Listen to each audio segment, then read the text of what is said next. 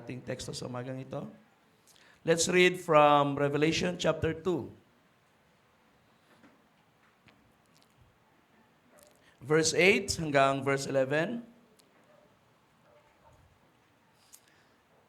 And to the angel of the church in Smyrna write, the first and the last, who was dead and has come to life, says this, I know your tribulation and your poverty, but you are rich, and the slander by those who say they are Jews and are not, but are a synagogue of Satan. Do not fear what you are about to suffer. Behold, the devil is about to throw some of you into prison, so that you will be tested, and you will have tribulation for 10 days. Be faithful unto death, and I will give you the crown of life. The one who has an ear, let him hear what the Spirit says to the churches. The one who overcomes will not be hurt by the second death. Ang Diyos magpala sa kanyang mga salita. Amen. Tayo po'y makakaupo na. Praise the Lord. Salamat sa Diyos sa patuloy na kagalakan na Kanyang inilagay sa ating mga buhay. At kahit man sa pamilya ni Brother Raul na alam kong tayo ay nalulungkot sapagkat ang mga ganitong sitwasyon ay hindi madali, emotionally, physically, financially rin. Mahirap din ang mga ganitong mga panahon. Subalit, pinili pa rin natin na pumasok sa gawain ng Diyos. Sapagkat ang pag-aalala ay walang may tutulong sa atin, subalit ang pagsamba at pagbabalik ng kapurihan sa Panginoon ay may magagawa. Kapag nalugod ang Diyos sa ating buhay, marami siyang kayang gawin. Kahit yung mga bagay na hindi natin hinihingi ay kayang ibigay ng Panginoon. Praise God. Nalala ko ang isang istorya na actually kahapon ko lang din napanood yung video clip na yun. Ito'y actual na istorya ng isang para siyang spokesperson ng government na tumayo sa kaniyang press conference at kailangan niyang mag-accommodate ng press para sa government. At sa kanyang pagtayo, bago siya tumayo ay nagkaroon pala ng aksidente sa kanyang pamilya na on the way to a vacation, tapos na-aksidente yung sasakyan ng kanyang asawa. Namatay ang kanyang asawa, dalawa niyang anak, yung isa naputulan ng paa, yung isa na comatose. Pero sabi niya, katatanggap ko lang ng balita, pero nandito ko ngayon sa inyo sa halip na humabol sa emergency ko sa aking pamilya, pero nandito ko sa inyo dahil kailangan natin, meron tayong kailangan asikasuhin alang-alang sa ating gobyerno at para paglingkuran ng bayan. At natahimik yung mga reporters, at sa halip na yung kanilang mga tanong ay tungkol sa gobyerno, ang kanilang mga tanong tuloy ay naging concern nila doon sa family nung tao na yun na tumayo. At sila, it was a challenge, it was surprising na meron palang mga tao na kahit mabigat ang mga problema, mas pinipili nilang gawin ang kanilang responsibility. And to think na yun ay para lang sa gobyerno sa lupa. Samantalang tayo naman ay para sa Diyos na buhay. We're doing God a service, mga kapatids. Maybe may mga mabibigat na mga sitwasyon tayong dinadaanan. Pero unahin lang natin ang Diyos. Sapagkat ang Diyos hindi nakapikit sa ating mga problema. Kaya nang sinabi ng awit kanina, I've never seen the righteous forsaken or his children begging for bread. Amen. Yan ay karanasan ni David. Mula sa panahon ng kanyang pagkabata ay nakita na niya kung paano ang Diyos ay gumagawa sa buhay ng mga taong nagtitiwala sa Kanya. Maaring tayo hindi pa ganun kahabang ating karanasan, pero may mga tao rin naman na nasa ating kalagitnaan, mahaba na ang panahon na ipinaglingkod sa Diyos. At sila'y makakapagpatotoo sa atin na walang matuwid na pinabayaan ng Diyos. Amen. Kung yan lang ating pag-uusapan, mauubos ang ating oras para pag-usapan ang lahat ng mga ginawa ng Panginoon. Sa lahat ng mga panahon ng crisis na dinaanan ng kaniyang mga anak. God was there at hindi lang siya nakatingin. God was providing for their needs. Praise God. Kaya magtiwala tayo, ang Diyos ay nagpo-provide sa pangangailangan ng ating kapatid sa oras na ito. Amen.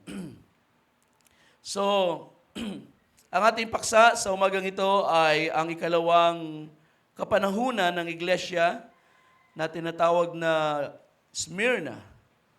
Ang local church ng Smyrna ang nagrepresent ng isang kapanahunan na tinawag na Smyrnian Church Age.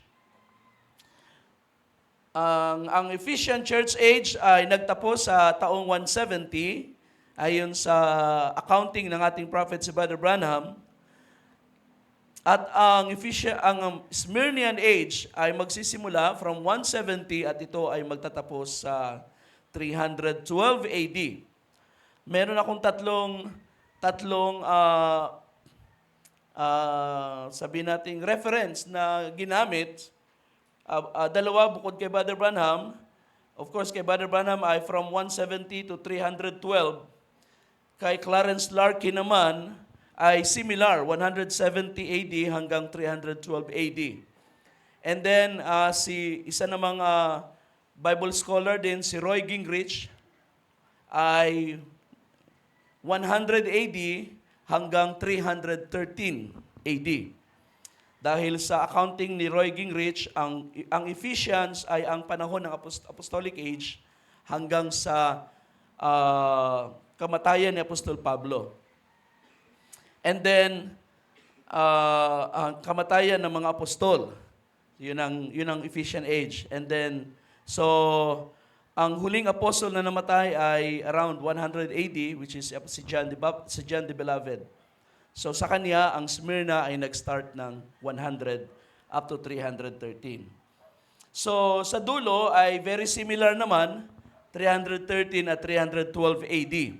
So yan ang panahon ng yan ang panahon ng iglesia, ikalawang stage ng kanyang buhay. Meron akong dalawang mapa rito, ipakita ko lang sa inyo yung isang mapa, ang panahon ng mission work ni Pablo. I don't know kung sana nakikita nyo. So yung red na yan ang travel ni Pablo sa kanyang third missionary work. At itong Asia na ito, hindi ito yung Asia ngayon Ito yung tinatawag na Asia Minor na isang province ng Roman Empire, nasa ilalim ng Roman Empire. Itong Asia Minor na ito ay part ng Turkey ngayon. So kung kayo ay familiar sa mga bansa sa Asia, sa Middle East, lalo na, itong Asia Minor ay part ngayon ng Turkey. I think hanggang dito ang part ng Turkey. And so itong Asia Minor na ito ito ang naging sentro ng third missionary work ni Pablo. Iko-close up natin doon sa pangalawang mapa. Makikita ninyo na ang Asia Minor, ito ang 7 church ages. Ito ang Ephesus, tabing dagat, Smyrna, and then Pergamum, Thyatira, Sardis, Philadelphia, and then Laodicea. Dito naman sa baba, sa may dagat, merong isang isla dito, ang Patmos. So dito nangyari yung pagkasulat ng Book of Revelation sa isang isla na kung saan itinatapon ang mga criminals. Si John ay ibinilang sa mga criminals na doon hinayaang mabuhay sa isla ng Patmos. So ito ang region ng ministry ni Paul. Mababasa niyan sa Book of Acts, beginning with chapter 19, hanggang sa, I think, 20, 21, sapagkat pagdating sa chapter 20, pabalik na siya at na-capture na siya sa Jerusalem. And later on, dinala na sa Rome.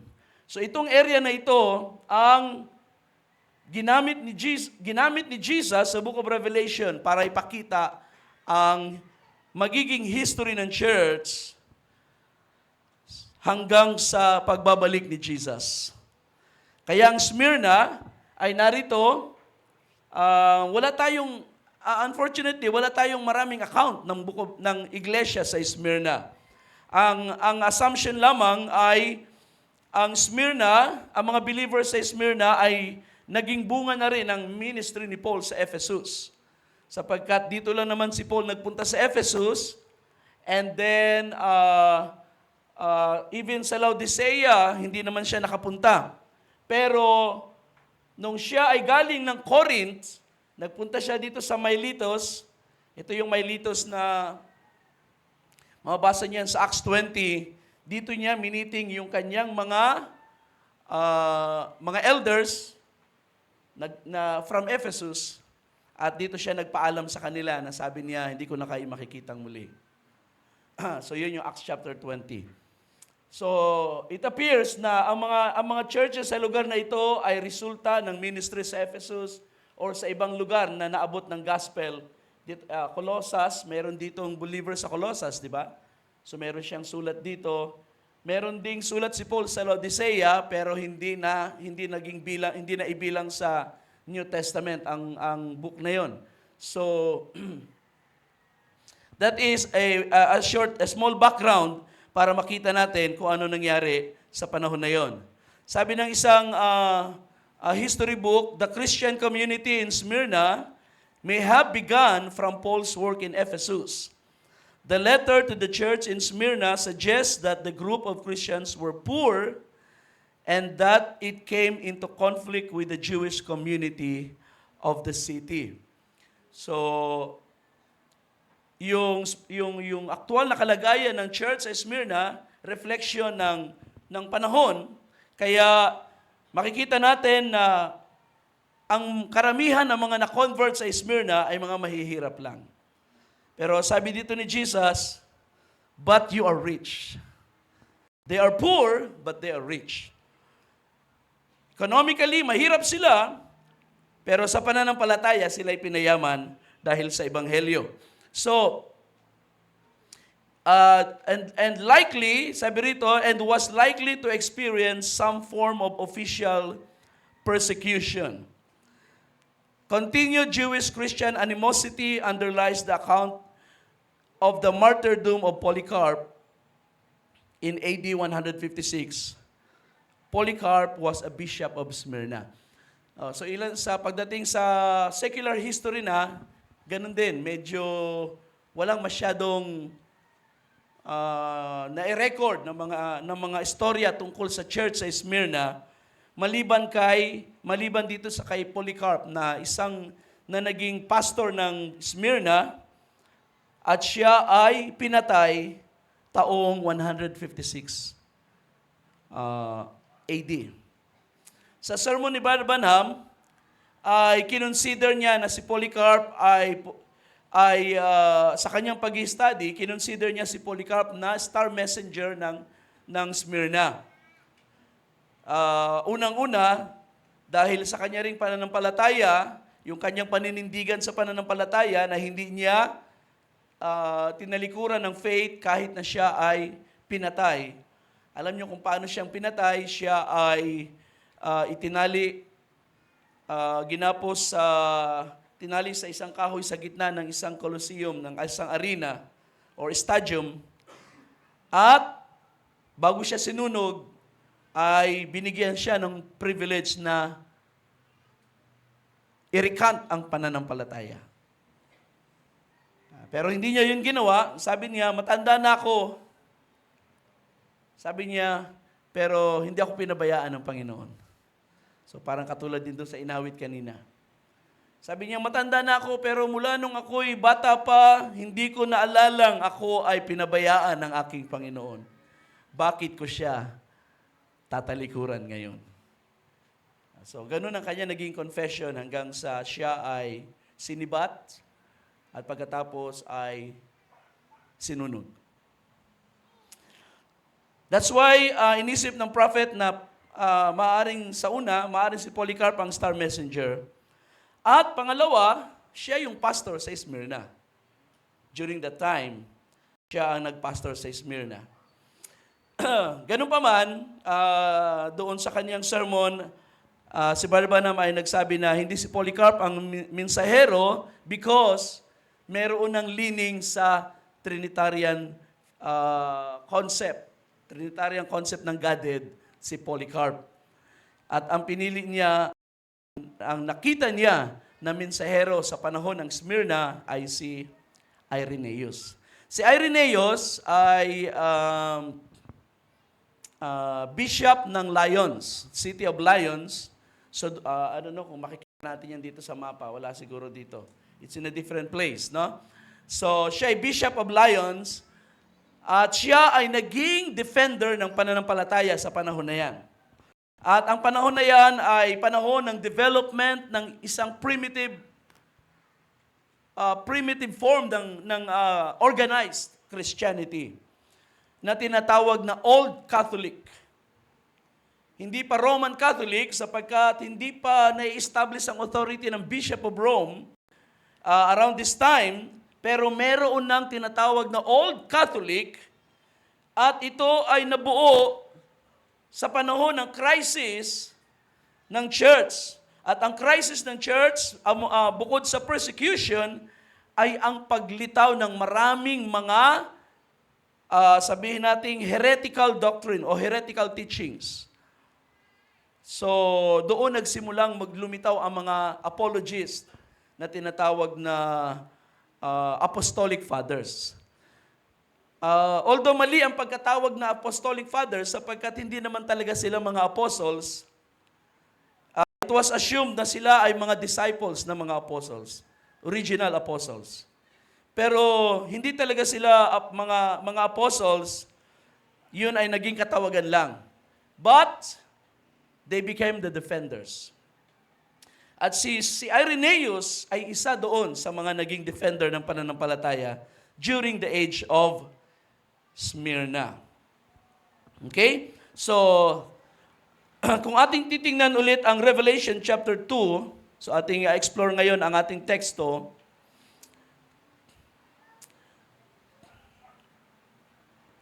again, katulad ng pattern sa Ephesus, merong salutation, merong commendation, merong meron siyang warning at merong promise. Isang bagay ang wala dito sa sulat ni Paul, sa sulat ni Jesus para sa church sa Smyrna, yung kanyang complaint. It appears na walang complaint si Jesus sa age of Smyrna.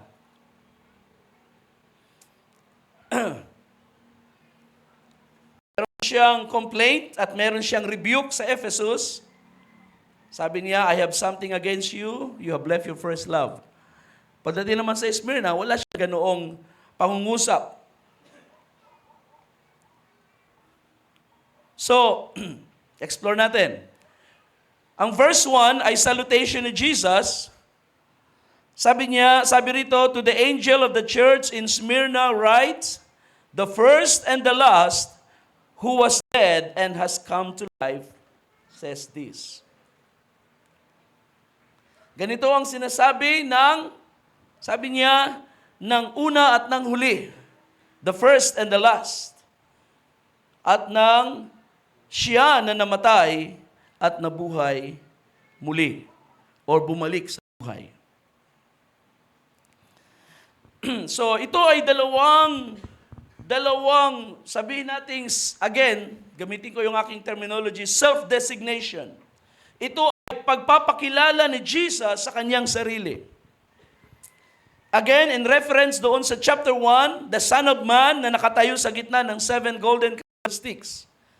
But this time, ang kinuha ni Jesus na pagpapakilala ay yung sinabi niya na I am the first and the last. And he who was dead and has come to life. So ano ang significance nito doon sa sulat? Ito ay hindi lang basta pagpapakilala ni Jesus, ito ay may kinalaman sa kanyang pag-address sa kalagayan ng church. Now, the first and the last, is a self-designation. And in fact, ito ay self-designation din ng Diyos sa kanyang sarili. Sa Old Testament, walang tao na nag-address sa Diyos na the first and the last. It was God Himself.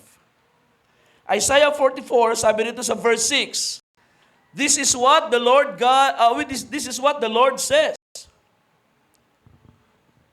He who is King of Israel and his Redeemer, the Lord of hosts. I am the first and I am the last, and there is no God besides me. At yan ay inulit sa 48 ng Isaiah, verse 12. Listen to me, Jacob, Israel, whom I called. I am He. I am the first. I am also the last. Right? So, kung tayo ay nasa ilalim ng aral na si Jesus ay hindi Diyos, we'll have a problem sa statement na ito sapagkat bago si Jesus nag-claim na the first and the last, ang Diyos ang unang nag-claim niya. At simple lang naman ang ibig sabihin ng the first and the last. Kung babalikan niyo yung verse 6 ng Isaiah 44, sabi niya, besides me, there is no other God. So, ang pagpapakilalang I am the first and the last ay pagsasabi lang ng Diyos na walang ibang Diyos maliban sa akin. Ako yung unang Diyos at ako rin yung huli. There is no other God besides me. Sa ibang salita nga, sabi niya, walang nauna sa akin at wala ring lilitaw kasunod ko. I am the first and the last. And then here comes Jesus declaring himself the first and the last. Kung babalikan natin ang Book of Revelation, sa chapter 1, ginamit din niya ni Jesus sa verse 17, nang si John ay nagpatira pa, bumagsak sa harapan ng Panginoon. Sabi sa 17, He laid His right hand on me, saying, do not be afraid, I am the first and the last. Ako ang una at ang huli. So sa pasimula pa lang ng mga visions, Jesus was already declaring His identity with God. In fact, madali natin makita, Jesus was identifying Himself as God. Hindi lang basta with God, kasi para bang magkakaroon ng idea na may kasama ang Diyos. But Jesus was identifying Himself as God. To claim a title of God is to claim deity.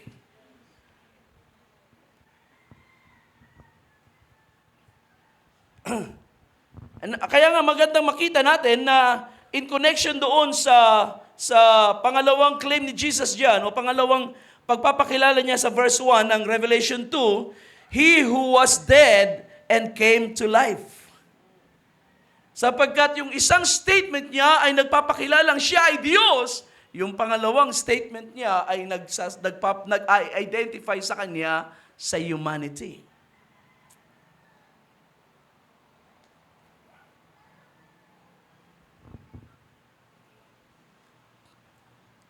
There's no other way natin makilala ang Diyos kung hindi sa pamagitan lang ng kaniyang anak.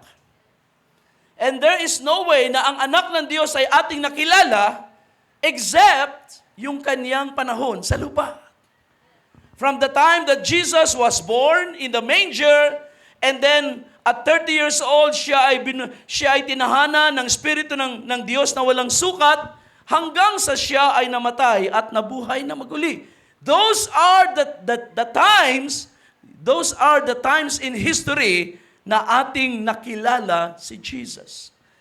That is why napakahalaga kay Jesus yung ma-identify siya in glory na siya yung nasa kaluwalhatian ay ito yung parehong Jesus na nabuhay minsan sa lupa, pinatay, pero nabuhay muli. Kahit sa Old Testament, makikita ninyo na I think it's in the book of Zechariah, na kung saan sinabi doon, they will look at Him whom they have pierced.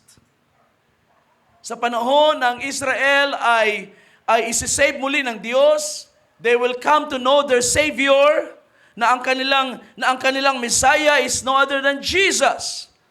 At makikita natin sa panahon na i-reveal ni Jesus ang kanyang sarili sa Israel, i-identify niya ang kanyang sarili doon sa nangyari sa lupa nung siya ay nag-minister sa lupa.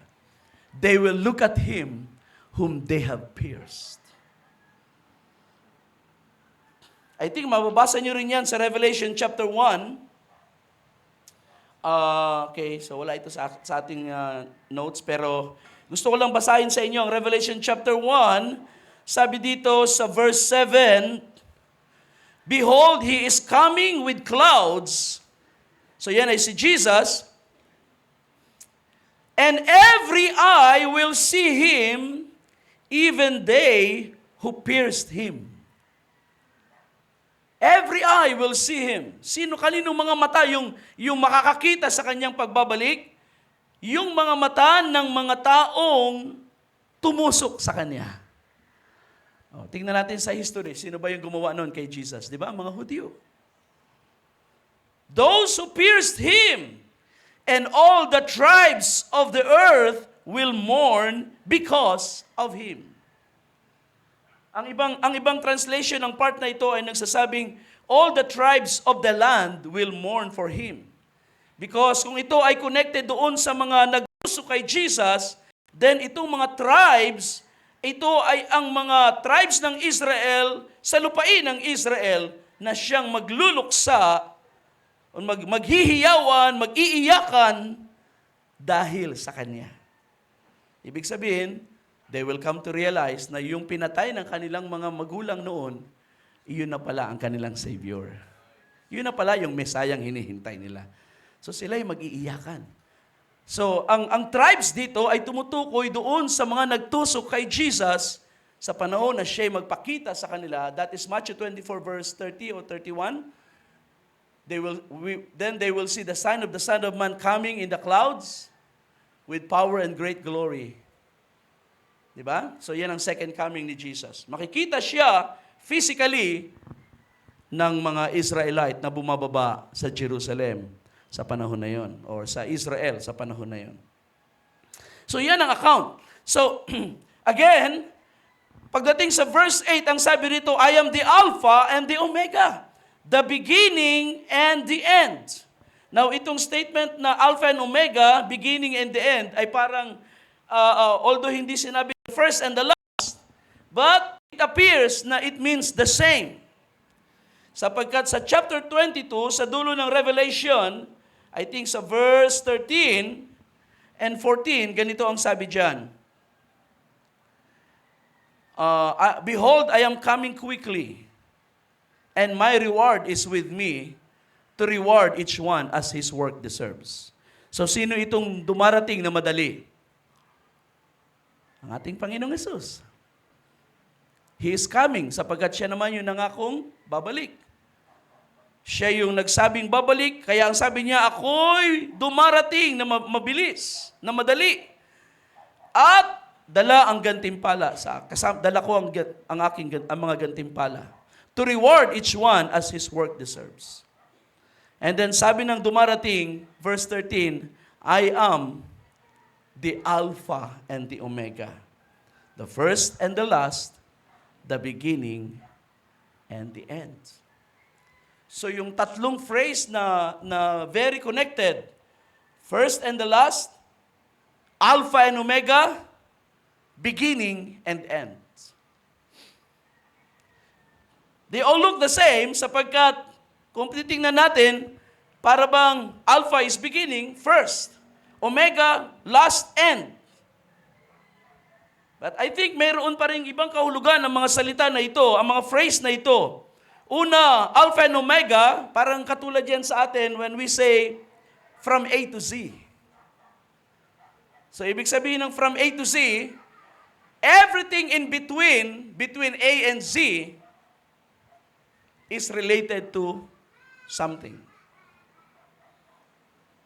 So when Jesus claims to be the Alpha and the Omega, hindi lang niyang ina-identify yung siya yung pasimula, yung nasa simula at nasa dulo, kundi yung lahat ng nasa gitna at ang lahat ng mga nangyari sa kalagitnaan ay siya rin ang kadahilanan.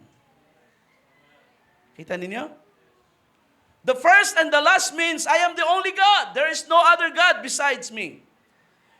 Alpha and Omega means, lahat na nangyari sa kasaysayan, from beginning to end, or everything in between, ay dahil sa Kanya at para sa Kanya.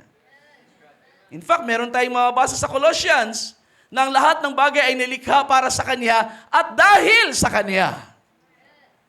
The whole creation, the whole history of humanity ay dahil sa Kanya at para sa Kanya. So that's the meaning of Alpha and Omega. And then beginning and end, makikita nyo ang kahulugan ng beginning and end kapag kinonect nyo ito sa Hebrews chapter 12. Sapagkat ang beginning and end dito na Greek words ay pareho doon sa Hebrews 12, looking unto Jesus, the author and the finisher of our faith. Beginning and end. The originator, sabi sa translation ng NASB, the originator and the perfecter of our faith. Siya yung nagbigay, siya yung naglagay ng pananampalataya, siya rin ang magdadala sa atin hanggang sa dulo. So, ang beginning and end na phrase ay nagpapakita dito ng presence ng Panginoon sa lahat ng panahon, ng stages ng ating buhay. Hindi lang siya Diyos, kundi siya ay Diyos na kasama natin. Amen. Hindi lang siya basta nakatayo sa gitna ng 7 golden candlesticks. Siya ay kasama ng mga mananampalataya. Hindi lang siya nakatingin, siya ay involved sa buhay ng church sa panahon na yun. Right. Sapagkat yan ang isang napakagandang karakteristik ng Diyos, ng Biblia. Ang Diyos ng mga religion sa ibaba ng lupa ay mga Diyos na maraming katangian, maraming kayang gawin, but most of the times, sila ay malayo sa Diyos, sa mga taong sumasamba sa kanila. Pag binasa mo ang mga Diyos ng mga Hindu, Diyos ng iba-ibang religion, even ang Diyos ng mga Muslim, na kinikilala nilang si Allah, ang mga Diyos nila ay mga Diyos na lagi nasa langit, lagi lang nakatingin sa creation, pero they are not involved. Isang Diyos lang ang na-involved sa kanyang creation. Ang ating Diyos. At siya ang tunay na Diyos. Hallelujah! At ang involvement ng Diyos sa ating buhay ay kanyang pinatunayan nang ang salita ay nagkatawang tao. God was manifested in flesh. Dinama ang ating kalagayan, sinamahan tayo sa ating mga sitwasyon, at ang ating mga problema ay naranasan din niya sa kanyang panahon. Kaya nga ang sabi ng Book of Hebrews, kaya niya tayong tulungan sa ating mga problema. Sapagkat naranasan niya ito sa panahon niya sa laman. What a wonderful God! Amen. At ngayon, sinasabi niya sa iglesia sa Smyrna, I am the first and the last. I am the only God. I am the reason for all creation. And I am with you. Sinasamahan ko kayo. Hindi lang ako nakatingin sa inyong kalagayan. Sinasamahan ko kayo sa inyong mga nararanasan. Praise God. Kaya nga isa sa maganda pang attribute ng ating Diyos ay yung kanyang omnipresence. Yung kanyang omnipresence, because siya ay espiritu na hindi sakop ng panahon. Hindi siya Diyos na nilikha ng ibang Diyos, kundi siya ang nag-iisang Diyos na nasa labas ng creation, hindi sakop ng panahon, kaya niyang pumasok sa panahon. Kaya niyang lumabas, kaya niyang pumasok, kaya niyang manatili sa kalangitan, at kaya niyang pumasok sa buhay ng kanyang mga mananampalataya. Kaya niyang pumasok sa ating kalagitnaan ngayon, and at the same time, nasa ibang church din siya. Nandun din ang kanyang presence. At kahit sa oras na ito, sa mga nasa hospital na mga kapatiran, kasama rin nila ang ating Diyos. Hallelujah! Kaya walang isa mang mananampalataya sa lahat ng panahon, sa lahat ng dako na mapapabayaan at makakaramdam na pinabayaan yata ako ng Diyos. Kung alam mo lang, ang Diyos na pinaglilingkuran mo, kilala mo siya, then you know kahit nasaan kang lugar, your God goes with you. Hallelujah! Basta't manatili ka sa salita ng Diyos, hindi ka papabayaan ng Diyos. Because God is always in His Word. Praise the Lord. So napakaganda ng pagpapakilala ni Jesus sa Smyrna. That's why I believe na yung kanyang pag-identify sa kanyang buhay sa lupa at ang kanyang resurrection ay may kinalaman sa sitwasyon ng iglesia na ito. To the next verse, sabi ng verse 9, I know your tribulation and your poverty. So dito ngayon ay dinidiscern ni Jesus ang kalagayan ng iglesia at pinupuri niya ang kalagayan nila. Sabi niya, I know your tribulation and your poverty, but you are rich. So ang Smyrna ay isang panahon na punong-puno ng tribulation. Isang panahong puno ng tribulation at isang panahon na majority ng mga mananampalataya ay talagang mahirap. That was their time. Kaya kung kayo ay nakakaramdam ng kahirapan ngayon, well, wag na kayong malungkot sapagkat maraming Kristiyano rin nakaranas ng kahirapan.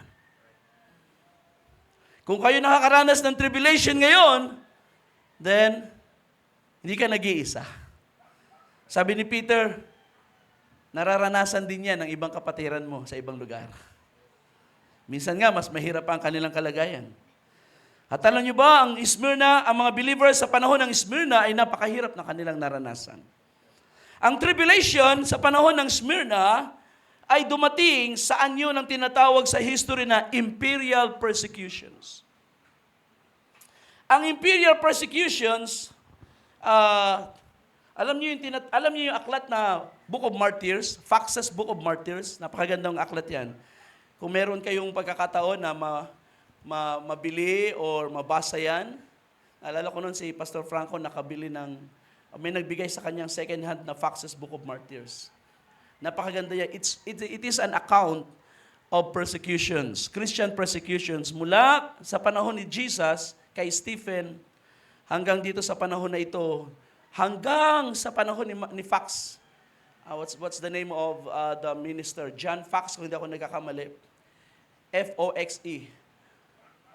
Hanggang sa panahon niya, in-account niya, kinuha niya sa iba-ibang records ang details ng persecutions. So hindi lang ito account na 10 ang namatay, 1,000 namatay, sinunog sila. Mayroon siyang mga details kung paanong pinatay ang mga mananampalataya. So it's kumbaga graphic. Not for ang tawag diyan? Not for minors.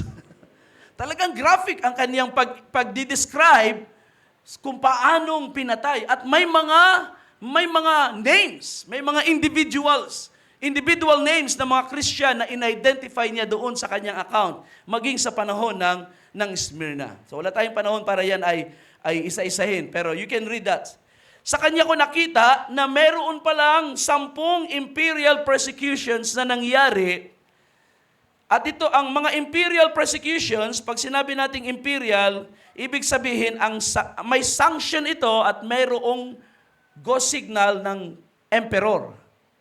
So, ang unang emperor na nagbigay ng sanction para patayin ng mga Kristiyano ay si Emperor Nero around 64 AD or sa ibang aklat ay 67 AD.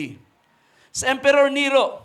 Ang pangalawa ay si Emperor Domitian, AD 81. Ang pangatlo ay si Trajan, AD 108. So yan ay nasa first age pa yan, ha? At sa panahon ng Ephesian age, ang persecution ay minor. Kumbaga, hindi ba nationwide, kumbaga. Parang lokal. Sa Jerusalem lang or sa certain city lang. At hindi pa ito masyadong mahigpit.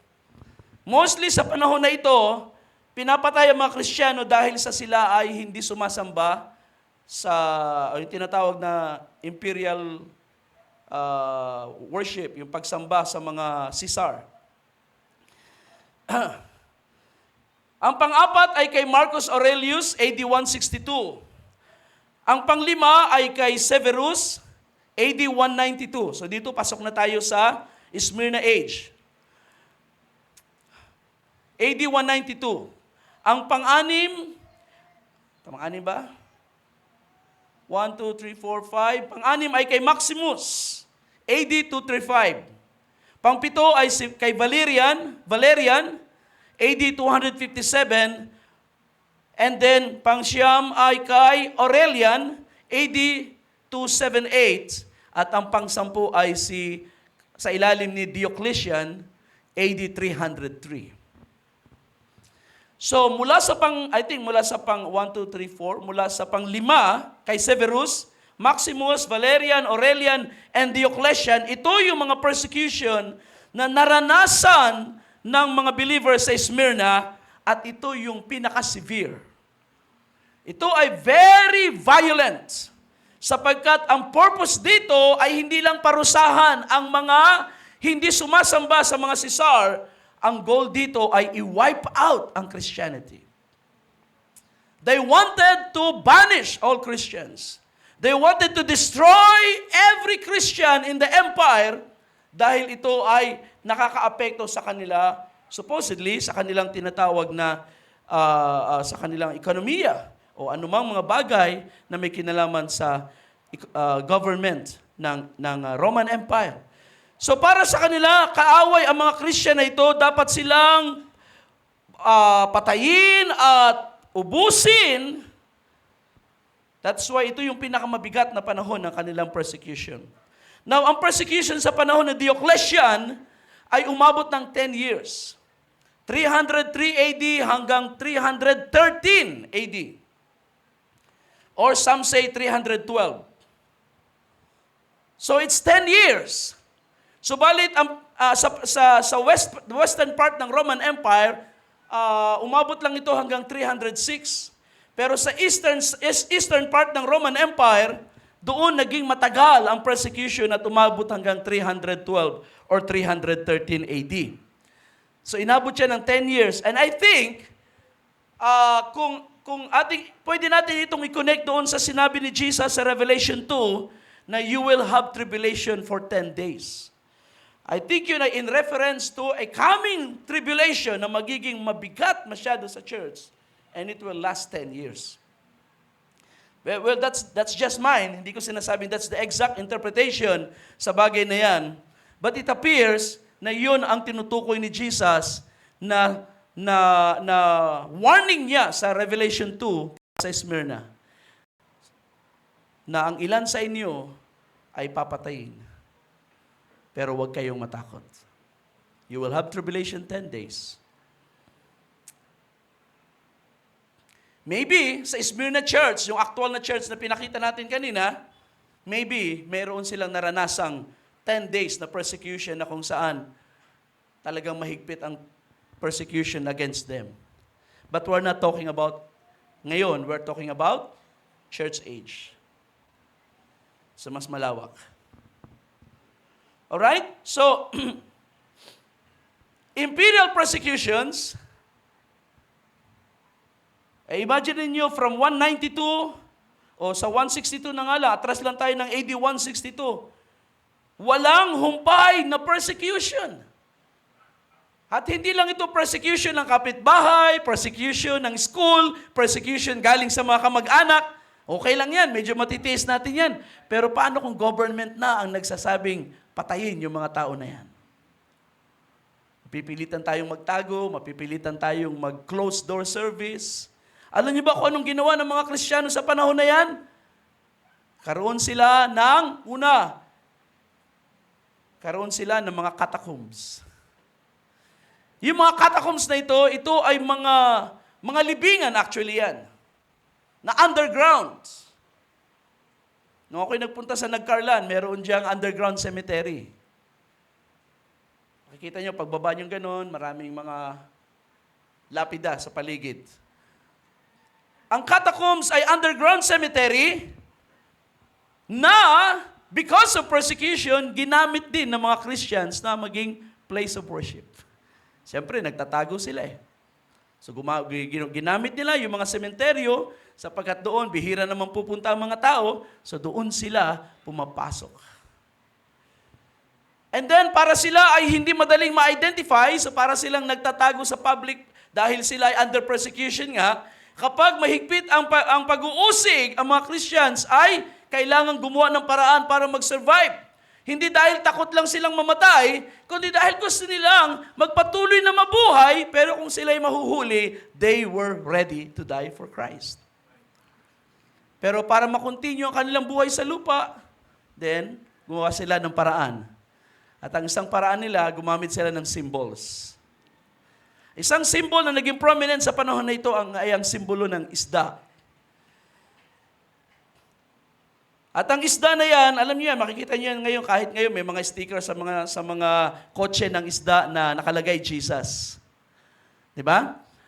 Ang Greek word ng isda ay ichthus. At ang ichthus, ang kanyang letters ay naging acronym ng pagpapakilala ng mga Christian sa panahon na yun na sila ay believer kay Jesus Christ. So kailangan nilang gumawa ng ganitong paraan para lang mag-survive. It was a very grim time. Tayo ngayon, pag tayo ay masama ang panahon, medyo nakakatamad ng mag-church. But thank God, nandito tayo ngayon. Diba? Sapagkat, kung tayo nakakaranas ng mga makulimlim na panahon, it's not always that way. Alam natin na laging mayroong magandang panahong ibinibigay ang Panginoon sa atin. At compared sa panahon ng Smyrna, mas marami tayong sunshine kaysa sa rainy days. Amen. Sila, ay baka puro rainy days ang panahon nila. Laging nagbabantay, laging nag-iingat paglabas ng pintuan, because of people na maaari silang ipagkanulo sa government, sa imperial. Mga sundalo. So it was a hard time.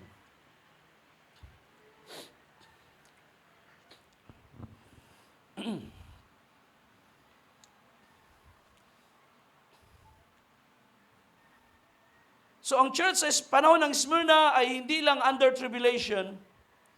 Sabihin na natin full of tribulation, they were also poor.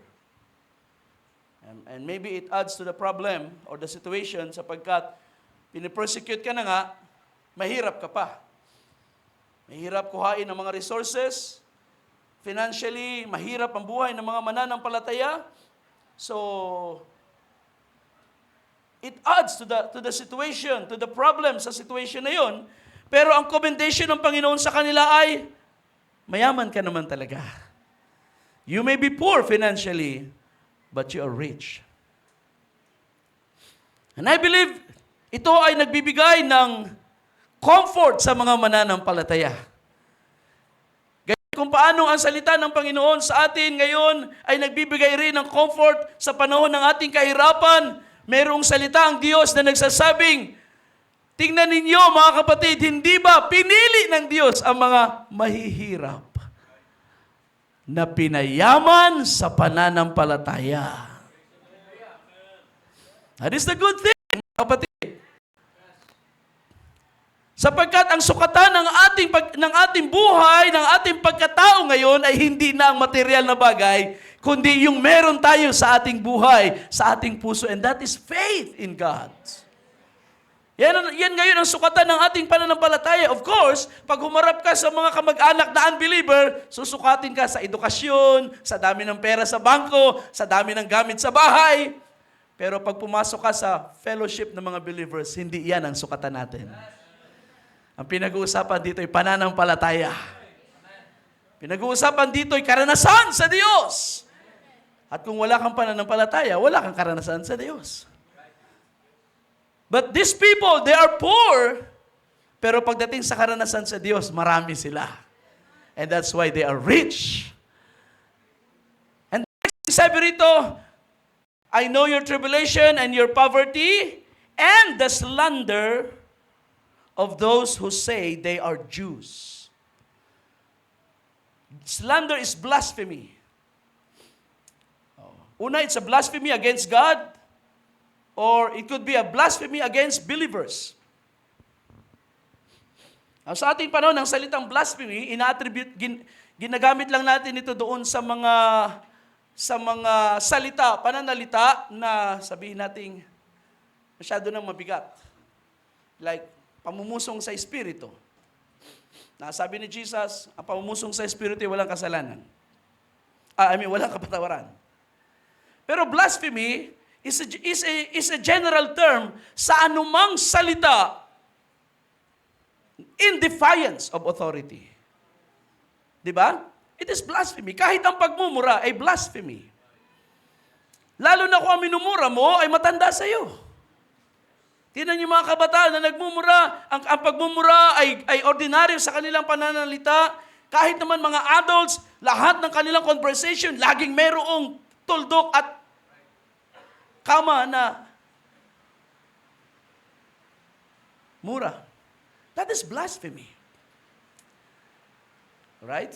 Kaya ang blasphemy ay hindi lang natin blasphemy ay hindi lang natin sa Diyos pwedeng gawin. Pwede rin natin gawin ang pamumumusong sa kapwa natin if we are speaking against the person.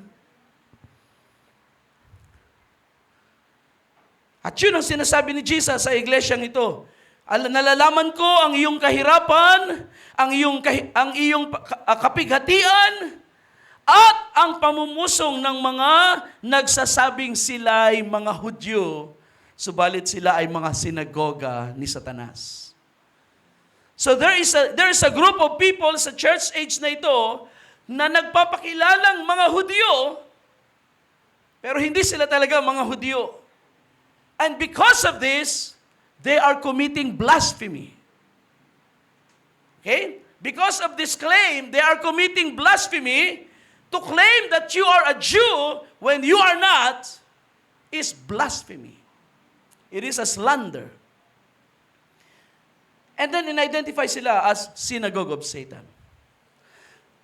Now, I believe na sa panahon ni John, ina-address ni Jesus dito ang mga Hudyo sa Smyrna, sa city of Smyrna, na nagsasalita ng hindi magaganda against Christians. But now we're talking about church age. So sino itong mga Hudyo? Sino itong mga nagpapakilala mga Hudyo at namumusong sila sa kanilang claim? These are not really Jews, but they are worshipers of God. Ipapakita ko sa inyo na ang ibig sabihin ng Hudyo is a worshiper of God. Sa Romans chapter 2, makikita niyo yan dito sa sulat ni Pablo. Abot na ang tubig. Sabi sa 17, But if you call yourself a Jew and rely upon the law and boast in God and know His will and distinguish the things that matter being instructed from the law and are confident that you yourself are a guide to people who are blind, a light to those in darkness, a corrector of foolish, a teacher of the immature, possessing in the law the embodiment of knowledge and of the truth, you therefore who teach someone else, do you not teach yourself? You who preach that one is not to steal, do you steal? You who say that one is not to commit adultery, do you commit adultery? You who loathe idols, do you rob temples? You who boast in the law, through your breaking the law, you dishonor God. So dito makikita natin na sabihin natin, ginigiba ni Pablo ang perception ng mga Hudyo na sila ang mga tunay na worshiper at believer sa Diyos. They have the law, they have the temple, at least sa panahon na ito, hindi pa nagiba ang templo. They have the temple, they have the law, they are instructed in the law, lumaki sila sa law, and then they have the prophets. Pero sabi ni sabi ni Pablo, you have the law, but you break the law. Di ba? Sabi niya, kapag ganito ang iyong kalagayan, you have the law, but you are a breaker of the law, then yung claim mo, it is a false claim. Alright? So it is a false claim. Okay, medyo maulan tayo ngayon.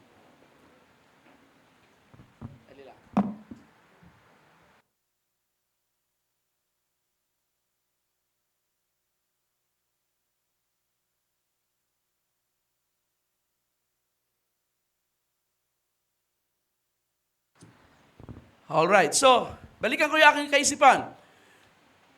Ipinapakita ni Pablo na kung ikaw ay nagsasabing, alam mo ang katotohanan, alam mo ang kautusan, and then you're a breaker of the law, then ang claim mo ay false claim. False claim, ibig sabihin, hindi ka totoo sa iyong sinasabi. Napansin ninyo ang verse 28 sa baba. 28-29, For he is not a Jew who is one outwardly, nor is circumcision that which is outward in the flesh.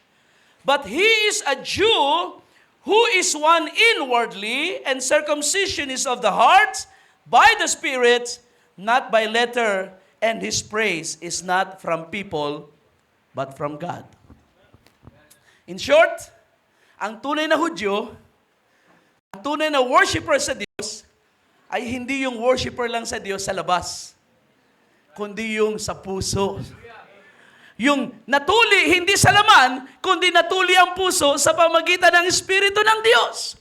Ibig sabihin, hindi ang tunay na pagiging worshiper sa Diyos ay hindi outward religion, kundi yung inward experience mo sa Diyos na iyong sinasamba.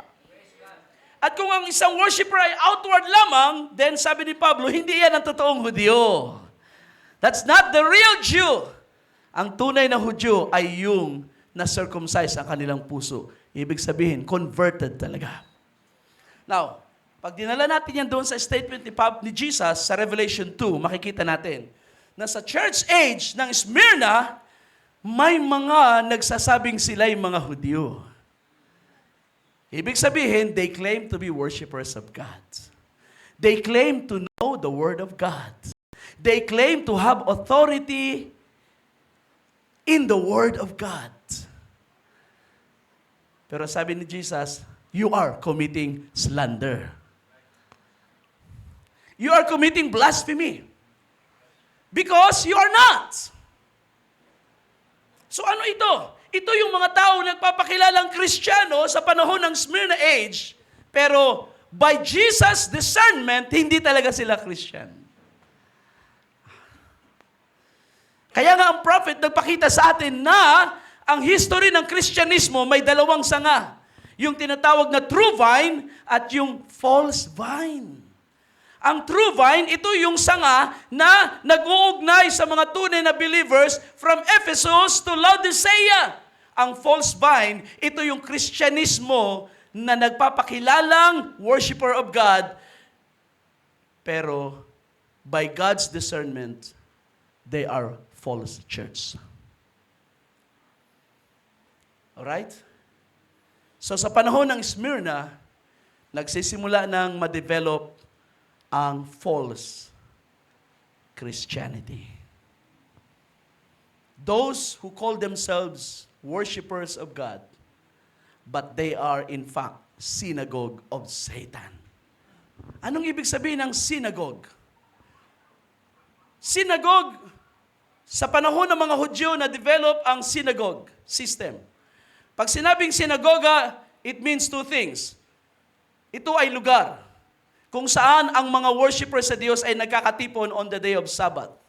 Nung panahon na ang mga Hudyo ay itinapon sa Babylonia at sa Persia, sapagkat wala silang templo, hindi sila makasamba sa templo, nag-create sila ng isang house of worship kung saan doon binabasa ang Torah at doon sila sumasamba sa Diyos on the day of Sabbath. So yun ang sinagoga. Ang pangalawang kahulugan ng sinagoga ay yung mga tao na nag-gather doon sa lugar na yon, they belong to the synagogue. So tinawag sila na synagogue. They are the gathering. Alright? So, pagdating sa New Testament church, makikita natin ang similarity ng gathering ng mga Christians ay comparable sa synagogue. We come to a house of worship, we call church, but in reality, we are the church. Di ba? Kapag sinabi mong, hindi mo na ako mag-church, ano bang ibig sabihin nun?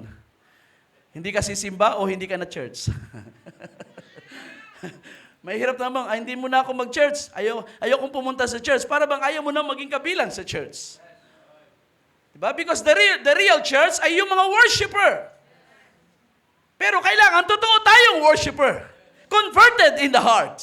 Otherwise, magiging false church tayo.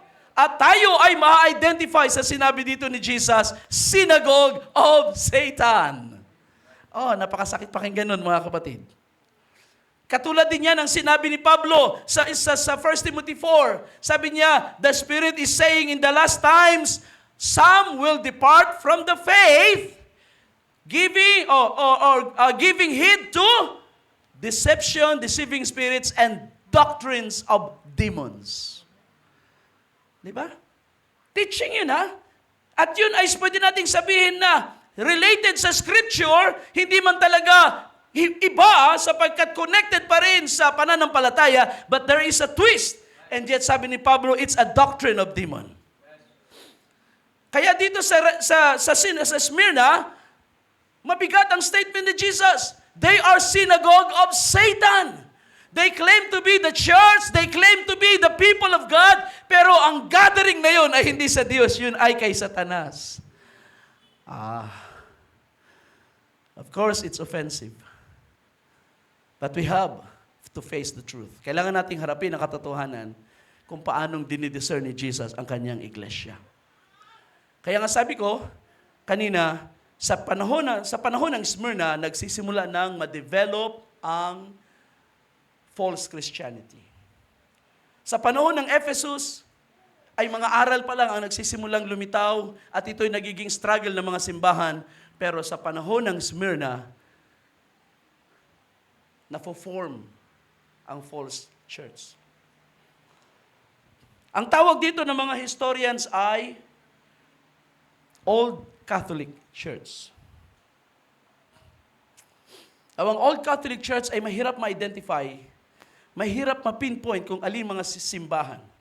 Because gaya ng pinapakita sa atin ng parable ni Jesus, ang trigo at ang pansirang damo ay nagkahalo-halo. Pagkatapos maghasik ng farmer ng mga mabuting binhi, pagtulog niya sa gabi, ito naman ang kaaway, nagsaboy ng binhi ng pansirang damo. Kaya pagsibol ng binhi, pati yung mga damo ay nasa kalagitnaan. And it is not very easy para ma-pinpoint at para sila ay mag-gather. That's why sabi ng parable ni Jesus, hintayin niyo na lang ang last days. Doon mas madaling ipunin ang pansirang damo at ang mabuting binhi. Sa panahon ng history ng church, it's not very easy to pinpoint where is the false church, where is the true church. That is why we have a problem kapag ating hahanapin nasaan ba ang tunay na church sa panahon na ito. Hindi natin agad sila mapipinpoint because they're all mixed up. At dito naging effective ang diablo sa kanyang scheme na maihalo ang pansirang damo sa gitna ng mabuting binhi. At alam niyo ba kapag yan ay napabayaan, minsan mas mataba, mas mataas, at mas maganda ang tubo ng damo kaysa doon sa mabuting binhi na tinanim mo. And so it is sa history ng church.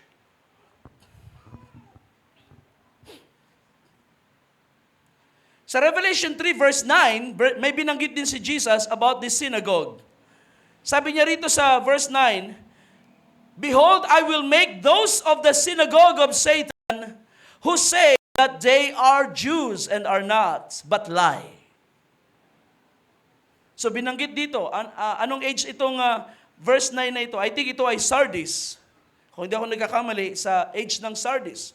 So ibig sabihin, ang synagogue ni Satan, ang mga false churches na nagsimulang ma-identify sa around 200 AD, 300 AD, ay buhay hanggang sa panahon ng Reformation.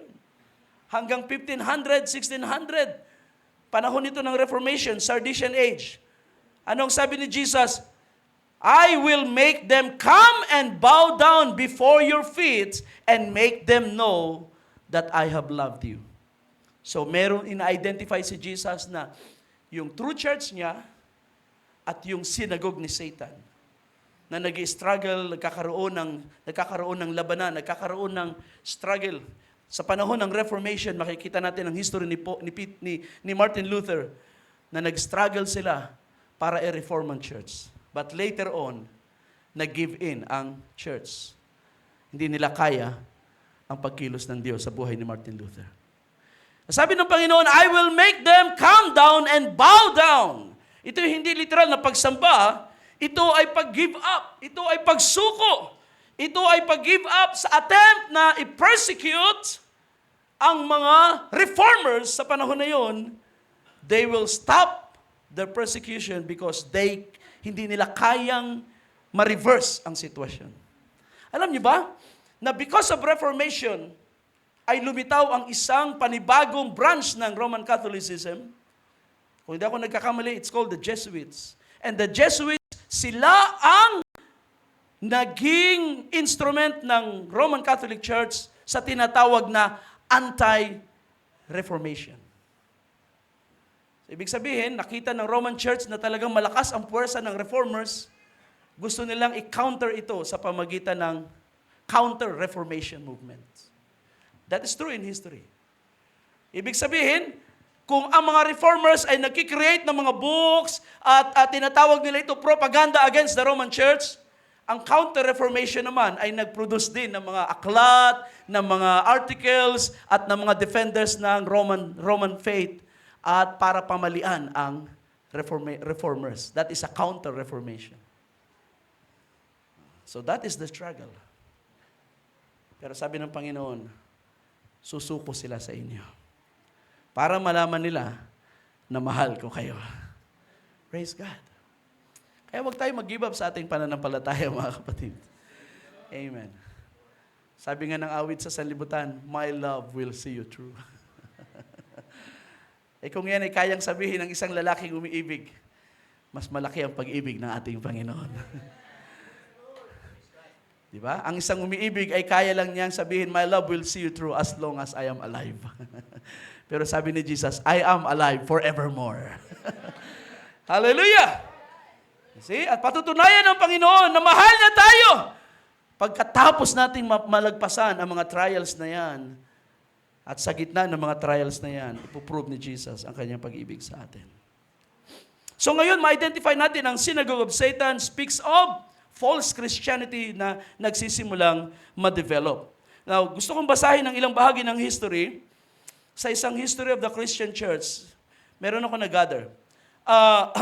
Nagsisimulang ma-develop ang Old Catholic Church. Tandaan ninyo, wala pa dito ang Roman Catholic Church at Eastern Orthodox. It's just Catholic. Sabi rito, paano sila na-develop? Una, nagkaroon sila ng distinct na worship. Sabi ng isang historian, Christians looked upon themselves as a separated people, a new race, the true Israel, whose citizenship was no longer in the Roman Empire, though they prayed for its welfare and that of its ruler, but in the heavenly Jerusalem. They are the church which was created before the sun and the moon for her sake, and for her sake the world was framed. So this was the claim. Okay? Sabi ng kasunod, Christian life became ascetic and legalistic.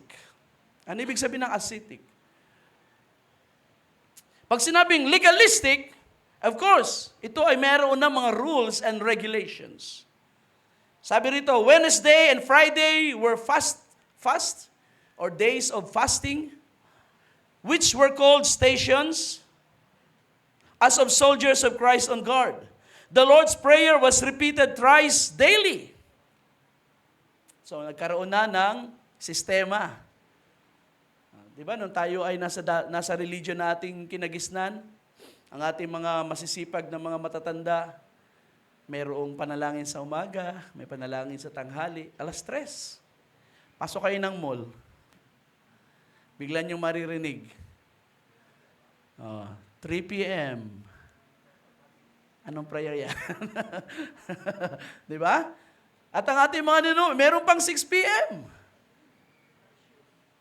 Pagdating ng 6 p.m., bago mag 6 p.m., dapat ang mga bata nasa bahay na sapagkat mananalangin na ulit tayo. Ito pala, doon pa nagsimula. The Lord's Prayer was repeated thrice every day. Fasting is better than prayer, but almsgiving better than both. Second, marriage was discouraged. Simple repentance is not sufficient for forgiveness. There must be satisfaction. So kapag ikaw ay nag-sorry, hindi na basta sorry lang. Kailangan mayroong satisfaction. Alam niyo yung, kaya nga sa ating mga confessions dati sa ating church, o sa kanilang church, pag tayo nagkumpisal, hindi ka lang basta mag-sorry. Father, forgive me for I have sinned. Kailangan mong pagbayaran yan. Ng kung ano-anong mga recommendations. A Christian can even do more than God demands. Works of supererogation and will receive a corresponding reward. So ngayon, ang paglilingkod sa Diyos sa lupa ay meron ng mga rewards, forms of rewards. So ito'y pasimula pa lang ng formal ng patay at formal na pagsamba na sa loob ng Old Catholic Church. According to Ignatius, the bishop is to be obeyed just as Jesus obeyed the Father. Ibig sabihin, nagsimula nang i-demand ang absolute obedience sa bishop. Regardless kung ano man ang mga sitwasyon ng bishop, he is to be obeyed without question. Gaya nga nasabi ko sa inyo noong nakaraan, nang mawala ang mga apostles, they needed a leadership na mag-fill in sa void na yon, at ang tumayo ay ang mga bishop sa local church. Pero they don't have the same authority. Ganun pa man, dinidemand na ngayon ang absolute obedience sa mga bishop. Kaya nakita niyo mga kapatid, hanggang sa panahon natin sa Pilipinas, ang mga pari, mga obispo, tingnan niyo si Damaso. Kahit na maraming offenses na ginagawa, pinagtatakpan lahat yun. Sapagkat ang obispo, ang pari, ang kura paroko, ay tumatayo in behalf of Christ. Naalala ko nung Friday, nung problema yung ilang kapatiran, ano bang gagawin namin sa pastor namin? Yung bisita natin palagi. So, meron silang concern sa kanilang pastor. Ang pastor daw, ini-ignore yung concern, yung pagsasalita ng congregation. Kaya nawawalan sila ng gana. Because, parang ang pastor ay nagdidemand na whatever happened, ay siya pa rin yung nasa tama. So that's a problem. Di ba? Ayon naman kay Clement, dito na nagsimula ngayon, na i-push ang authority ng Bishop of Rome. Sabi ni Clement, the Bishop of Rome is by apostolic succession. Diyan ngayon nagsimula ang claim na kung sino man ang pastor sa Rome, siya ay kapalit ni Pedro by succession. So, nagsimulang maging prominent ang pastor sa Roma. So makikita natin na marami nangyari. Ang Old Catholic Church, they were the first to organize the authority of bishop, and then nagkaroon na sila ng creeds.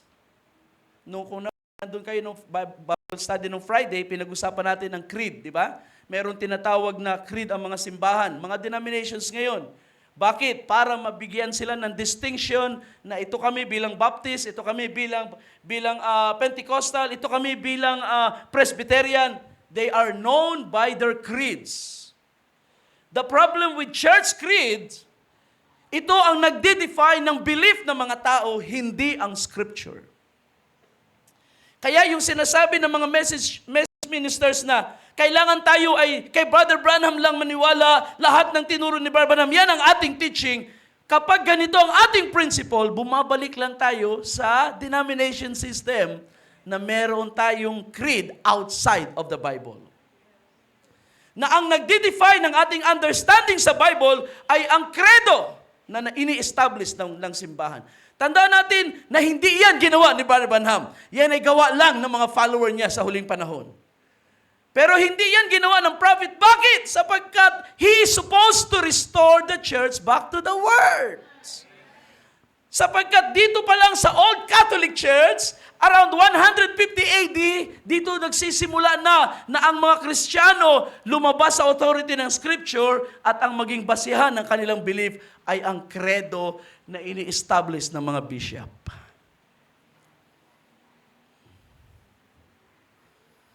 Pumunta kayo sa mga denominations ngayon.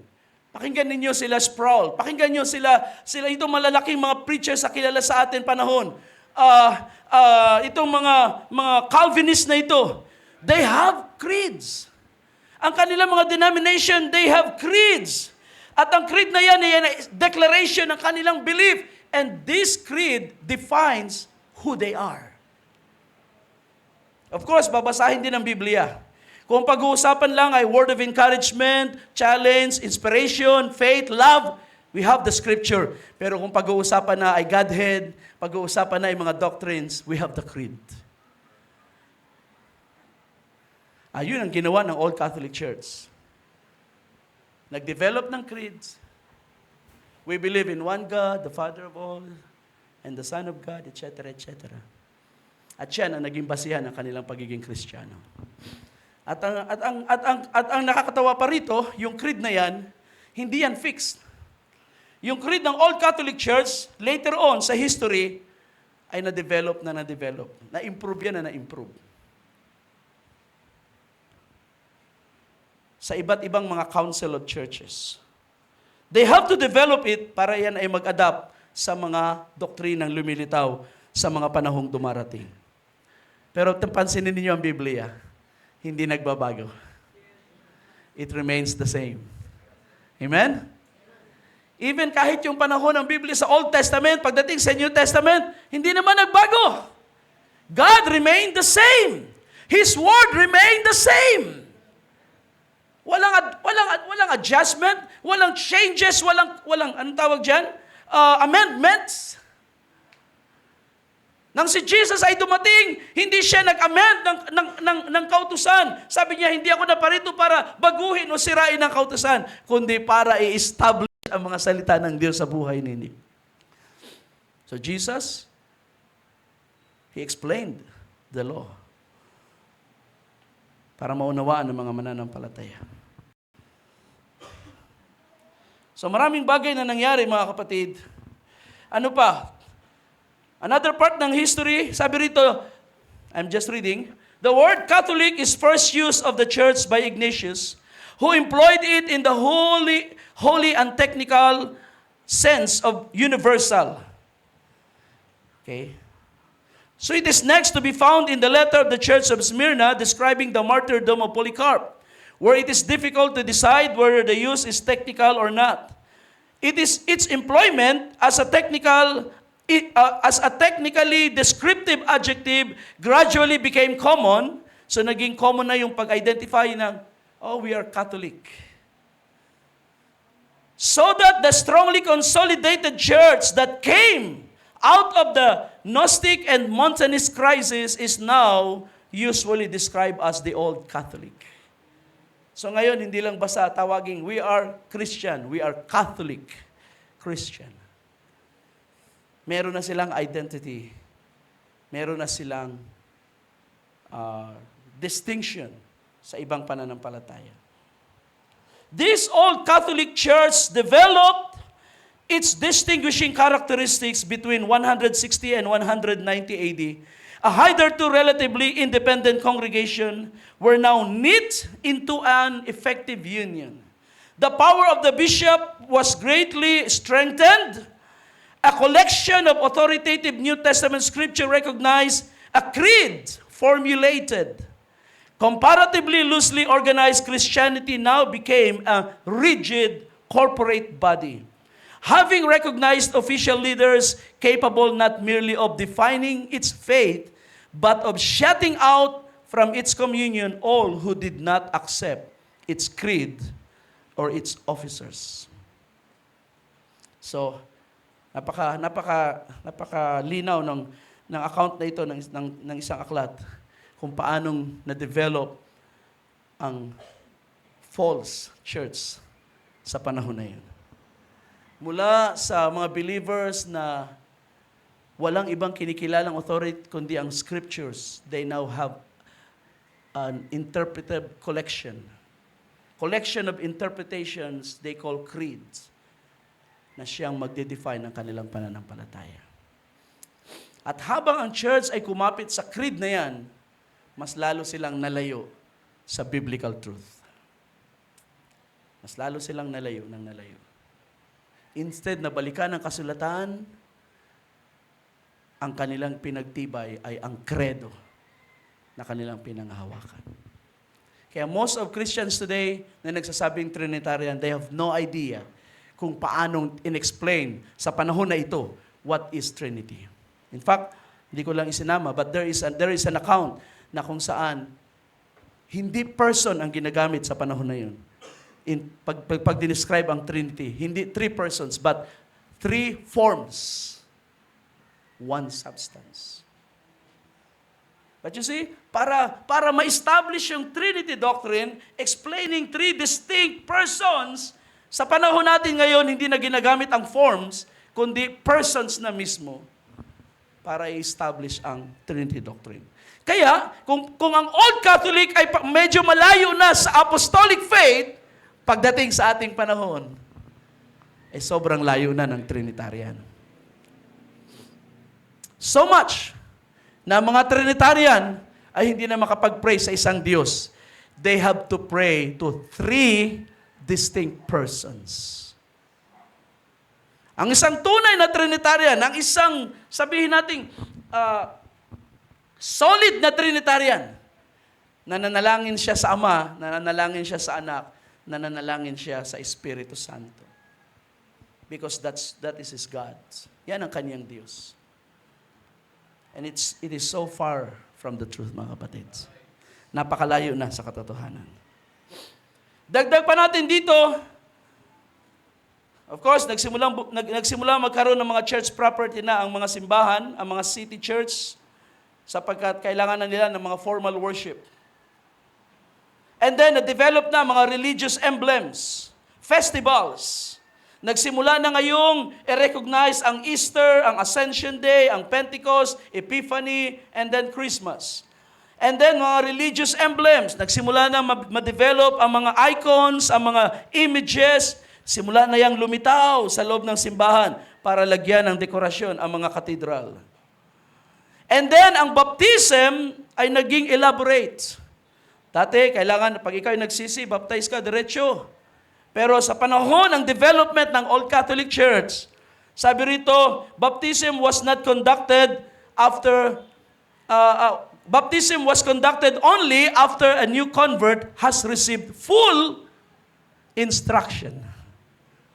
Parang, bago kayo baptize, kailangan i-educate ka muna ng lubos na lubos sa mga aral. Saka ka pwede nang mabaptize. Parang initiation, parang club membership, fraternity. Pero malayong-malayo sa karanasan ng unang iglesia. Na mga taong nagsisi right there, kahit sa oras na ito, pag mayroong genuine conviction at may mga taong gustong isuko ang buhay sa Panginoon, ay pwedeng magbaptize ang church. At hindi kailangang isubject sa mga rituals ang mga tao. That is man-made. Yun. And then, ang Lord's Supper. Dati ang Lord's Supper, fellowship, katulad nito. And then after towards the end of the service, magpapasok tayo ng bread and wine. In fact, sa panahon nga ng mga apostles, hapunan talaga yan eh. Talagang salo-salo yan. At yan ay open sa lahat. And then, sa kalagitnaan ng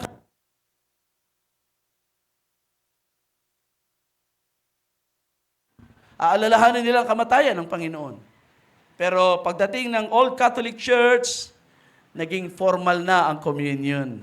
Sa simbahan na lang ito ginagawa, ito ay kasama na sa formal na ritual ng misa.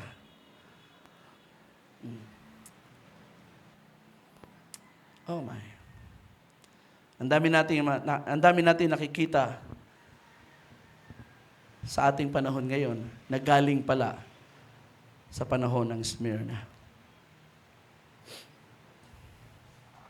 Now, surprisingly, sabi ko nga sa inyo kanina, walang complaint si Jesus.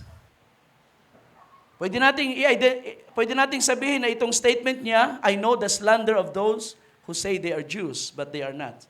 Pwede nating sabihin yun ay complaint. Pero, I believe na hindi yun kasama sa complaint, kundi yun ay pag-identify lang ni Jesus ng hindi totoong believer sa kalagitnaan ng mga believer. Iba ang complaints ng Panginoon dito sa Ephesians 8 sapagkat nang siya'y nagsabi, you have left your first love, sabi niya, repent and do the first works. Pero ang synagogue of Satan, hindi niya inadmonish na magsisi. In-identify niya, pero ang kanyang focus ay nasa true believers. I know the slander of those people, pero sabi niya, be faithful to the end. See? So ang church sa panahon na ito ay kanyang inaddress at wala siyang complaint sa pananampalataya nila sapagkat sila ay naging matatag. In fact, sabi ng verse 10, balikan natin ang Bible. Sabi ng verse 10, do not fear what you are about to suffer. Behold, the devil is about to throw some of you into prison so that you will be tested and you will have tribulation 10 days. So ngayon ay binigay ni Jesus ang warning sa church. This is what is going to happen to you sa panahon mo.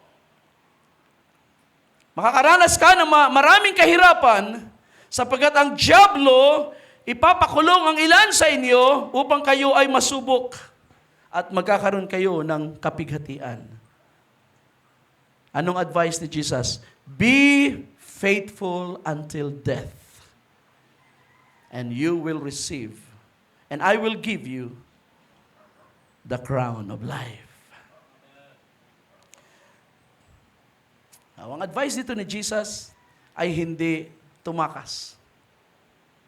Ang advice dito ni Jesus ay hindi mamundok.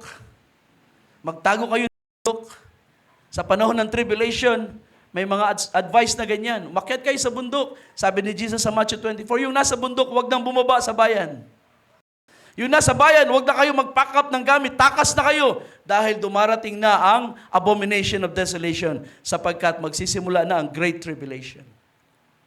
Pero sa panahon na ito, sabi ni Jesus, be faithful until death. Iba ang advice ng Panginoon dito. Challenge niya ang mga believers sa panahon ng Smyrna na harapin ang kamatayan. Na hindi takasan. Now, I would not advise you na gawin ninyo yan sa panahon na to. Kung kayo may karamdaman, mag-pray tayo. Naniniwala kayo sa Panginoon, naniniwala kayo ang Diyos ay magagamot, let's pray para sa karamdaman na yan. Pero hindi ko kayo advise na pinag-pray ko na kayo, huwag na kayo pumunta ng hospital. Sapagat naniniwala ko na pwede magamit ng Panginoon yan. Pero kung may conviction kayo na hindi nyo na kailangan magpa-hospital, hindi ko rin kayo sasabihin na, brother, sister, sigurado ka ba? Pwede kitang tanungin kung talagang sigurado ka, pero ayokong pamalian kung meron kang conviction na ganung bagay. Because kung yan ay conviction na galing sa Diyos, then God is going to do a miracle in your life. But sa natural na sitwasyon, we pray, we trust God, we claim the healing, and then we commit kung ano man ang ating gagawin na mga hakbang, ay hinihingi natin ang guidance ng Panginoon because God is using these things para tulungan ang mga anak ng Diyos. Sa panahon nga ni Pablo, ang mga government leaders, sabi niya, yan ay para sa ikabubuti niyo. Ganon din naman ang hospital, para rin yan sa ikabubuti natin. Huwag lang natin lubos na pagtiwalaan. Huwag lang natin alisin ang trust sa Diyos at lagi na lang gamot.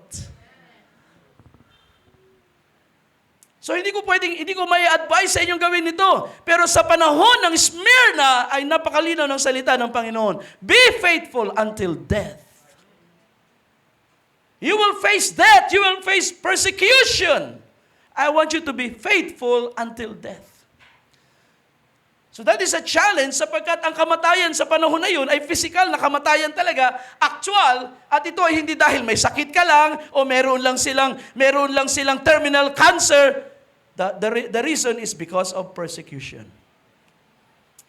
Pero kung kayo ay totoong mananampalataya ngayon, in the face of persecution, I'm sure ang tunay na believer ay tatayong matapang din.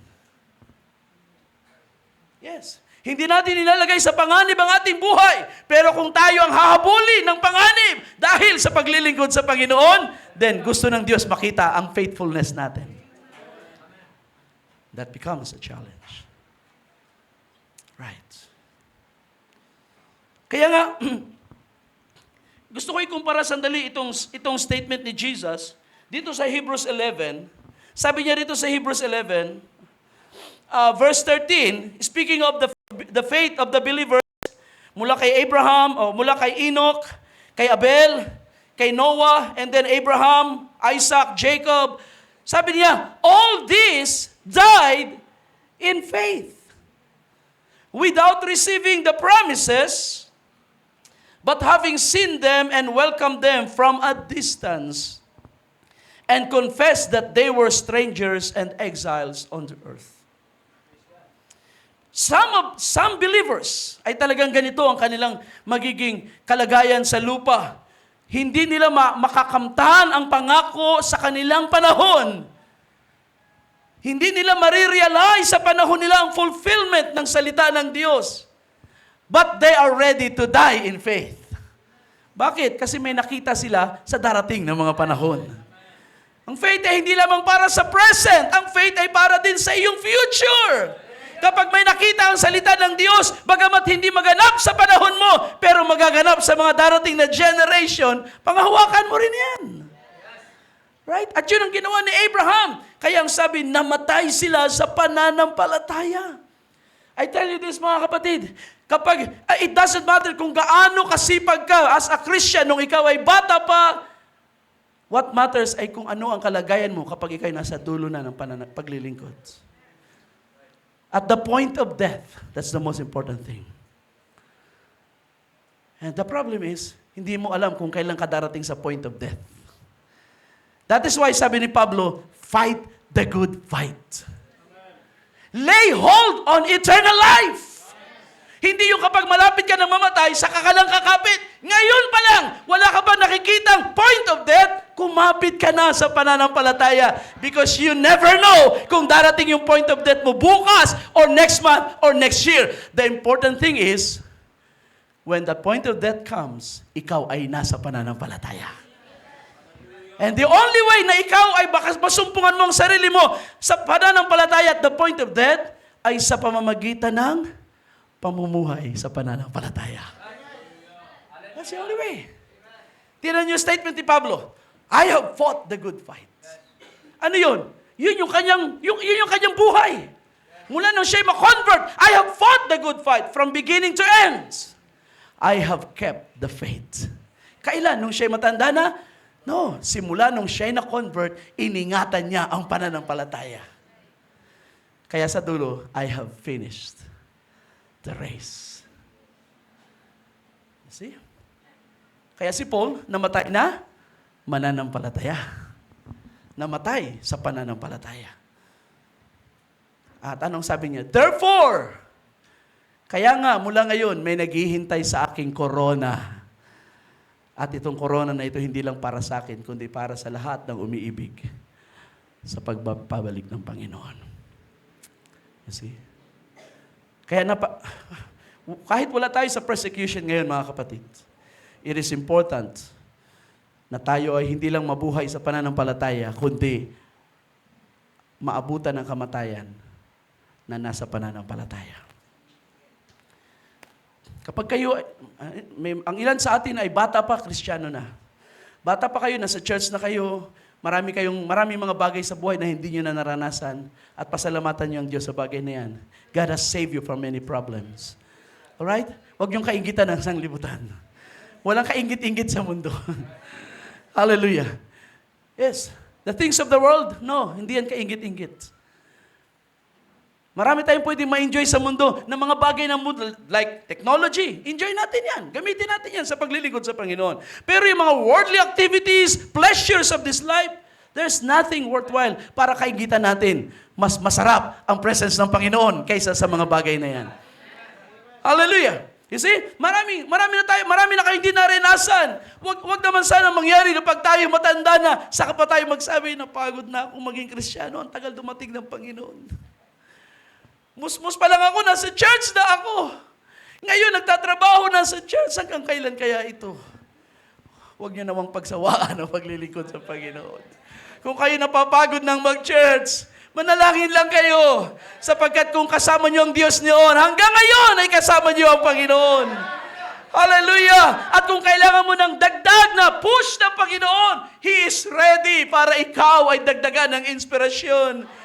Hallelujah! Sapagkat napakahalaga na tayo ay makatapos hanggang sa dulo na hawak-hawak ang pananampalataya. Hallelujah! Kaya pwede rin nating sabihin, be faithful until death. Amen. Hanggang sa dulo ng buhay mo, whether yan ay sa karamdaman o sa rapture o sa katandaan mo, be faithful until death. And God will give you the crown of life. Hallelujah. That's a very important thing, mga kapatid. Kaya ang pangako ni Jesus, sabi sa verse 11, He who has an ear, let him hear what the Spirit is saying to the churches. The one who overcomes will not be hurt by the second death. Ang church sa panahon na ito ay makakaranas ng kamatayang physical, forced death, because sila ay papatayin. Pero sabi niya, be faithful until death. That's your victory. He who overcomes. Sa paanong paraan sila magtatagumpay? Sa pamagitan ng pagiging faithful hanggang kamatayan. That's how they will overcome. Pinapakita ng Panginoon sa kanila na ang kamatayan ay huwag niyong katakutan, kundi ituring ninyo na tagumpay. Hallelujah. Ituring ninyo na finish line ng kamatayan. He who overcomes will not be hurt by the second death. It's like Jesus was saying, huwag niyong katakutan ang kamatayan sa physical because there is a more terrible form of death. Merong mas mabigat na kamatayan at yun ay ang ikalawang kamatayan. Nasaan ang ikalawang kamatayan? Sa Judgment Day. Revelation 20, anong sabi doon? Ibubulid sa dagat-dagatang apoy ang mga makasalanan. Kaya nga sabi ni Jesus, di ba? Babalikan ko lang yung statement niya. Huwag niyong katakutan yung kayang pumatay sa katawan, pero hindi kayang pumatay sa kaluluwa. Pero ang inyong katakutan, yung kayang magbulid ng katawan at ng kaluluwa sa impyerno. That's our God. Ang inyong mga persecutors, kaya lang patayin ang inyong katawan, but they cannot hurt your soul. Even si Satan, hindi niya kayang saktan ang inyong kaluluwa. Ang kaya niyang saktan ang inyong katawan. Takutin kayo sa pamagitan ng physical death, especially torture. Aba, sino ba sa atin ang matapang humarap sa torture? Lahat tayo iiyak sa torture. At kapag tayo tino-torture na, lahat tayo sisigaw, patayin mo na lang ako. Pero, ang challenge ng Panginoon, be faithful until death. Because that is your victory. That makes you an overcomer. Ay, mga kapatid, it's not our achievements. Maganda ang ating mga achievements, ating mga accomplishment, mga naitulong sa church, naitulong sa mga tao. At yan ay may magandang reward sa Panginoon sa tamang panahon. Pero mawawalan yan ng kabuluhan kung pagdating sa dulo ng ating buhay, tinalikuran natin ang pananampalataya. Binaliwala natin ang lahat. Kaya nga si Esau, di ba? Nasayang ang lahat sa kanya. Sapagkat pinanganak siyang panganay, mahal siya ng kanyang ama, paborito siya ni Isaac. Nasa kanya ang lahat ng opportunity. Si Jacob, mama's boy, naghihintay lang ng mumu na ihuhulog ng kanyang kuya. Pero ang lahat ng privilege na ibinigay na sa kanya sa pasimula, nabaliwala ng kanyang talikuran, ng kanyang pagkapanganay. Dahil lamang sa pagkain. Kaya in the end, na-miss niya ang blessing. Kaya kung meron kayong privileges ngayon, enjoy them. Pero higit sa lahat, manatili kayo sa pananampalataya. Maging matapang hanggang sa dulo ng buhay ninyo. Purihin ang Panginoon. Hallelujah! Glory to God. Kaya mga kapatid, in closing, kailangan natin maging overcomers sa panahon na ito. They were overcomers, we must be overcomers. Kung tayo humaharap sa tribulation sa ating panahon, dahil sa pananampalataya, maging matapang lang tayo. Maging matapang sapagkat meron tayong kasama sa buhay na ito. Si Alpha and Omega. Amen? Si the first and the last. Siya na namatay at nabuhay na muli. Ay kasama natin sa buhay na ito. Hindi tayo pababayaan ng ating Panginoon. Maaring may mga panahon na makakaramdam tayo na parang wala tayong kasamang Diyos, pero yan ay pakiramdam lang. At best, yan ay bulong ng kaaway. Pero gaya ng palaging alam natin, the devil is a liar. Hindi niya kailanman sasabihin sa iyo, pinamahal ka ng Diyos, ikaw ay iniingatan ng Diyos, binabantayan ka ng Diyos. Hindi niya yan kayang sabihin. Lagi niyang sasabihin, pinabayaan ka na ng Diyos. Hindi ka mahal ng Diyos because He's always a liar. And every time the devil says that, you know what is true. Mahal ka ng Diyos, kasama mo ang Diyos, iniingatan ka ng Diyos. Praise the Lord! Hallelujah! Purihin natin ang Panginoon. Hallelujah. Kung tayo naman nag-struggle sa kahirapan, katulad ng Smyrna, huwag nating hayaang pumigil ang kahirapan sa paglilingkod sa Diyos. Find a way to serve God. Paggawan nyo ng paraan na maglingkod sa Diyos, huwag niyong sabihin, mahirap ako, pastor, hindi ko kayang mamasahin palagi, hindi ko kayang tumulong palagi. No. Ang mahirap, kapag marunong sumampalataya, mararanasan niya ang kalakasan ng Panginoon at ang provision ng Panginoon. That is why we are rich. We are poor in material things, but God made us rich in faith. So yun ang ating i-operate because kapag mayaman ka sa pananampalataya, walang perang makakapigil sa iyo. Walang kahirapan, walang problema, walang karamdaman makakapigil sa iyo because faith operates on a supernatural level. Faith operates in the supernatural level at ang Diyos ay kasama mo sa ganoong level ng iyong buhay. Tumulong ka, magbigay ka, sumuporta ka, mag-finance ka ng mga tool. Yung kaya mong ibigay, kaya mong i-contribute sa mga tao. Huwag mong sabihin, Lord, I am poor, I cannot help. No. Instead, sabihin mo, Panginoon, kahit ako mahirap, tutulong ako. Kahit konti na lang aking budget, tutulong ako. Kahit bigas na lang, kahit maghati na lang kami sa bigas, tutulong pa rin ako. Alam niyo ba yan ay testimony ng aking ama nung aming kabataan?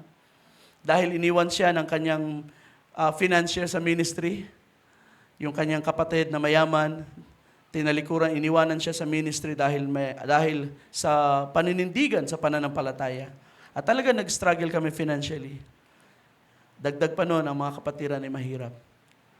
Pero naranasan namin noon na ang bigas sa bahay ay hinahati pa ni tatay sa mga kapatiran sapagkat kahit mahirap na, hindi rin niya maatim na mga kapatiran ay walang makain.